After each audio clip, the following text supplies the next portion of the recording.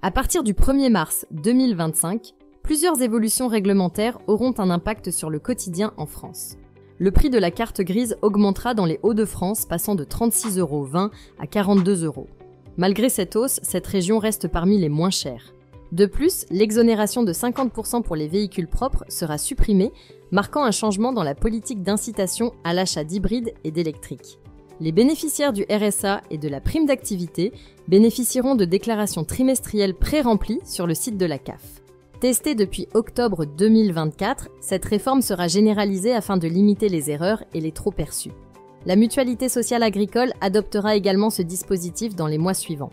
Le prix du gaz augmentera légèrement. Le kilowattheure pour la cuisson et l'eau chaude coûtera 0,15 € TTC et 0,12 € TTC pour le chauffage.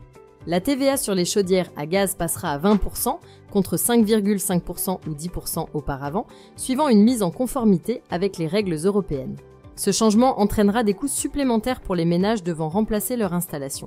La taxe Chirac sur les billets d'avion subira une hausse importante. Pour un vol en classe économique en France ou en Europe, elle passera de 2,63 € à 7,40 €. Les vols internationaux seront également concernés, avec une taxe allant jusqu'à 40 € pour les longs courriers. En classe affaires, elle pourrait atteindre 120 € selon la destination. Les compagnies aériennes devront décider si elles répercutent cette hausse sur les passagers. En ce qui concerne le paysage audiovisuel, C8 et NRJ12 cesseront d'émettre sur la TNT après la décision de l'Arcom de ne pas renouveler leur licence. Elles seront remplacées par T18 en juin et OFTV en septembre, modifiant l'offre audiovisuelle.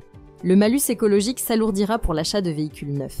Des 113 grammes par kilomètre de dioxyde de carbone émis, les acheteurs seront taxés contre 118 grammes par kilomètre auparavant. Le montant maximal du malus atteindra 70 000 € pour les modèles les plus polluants.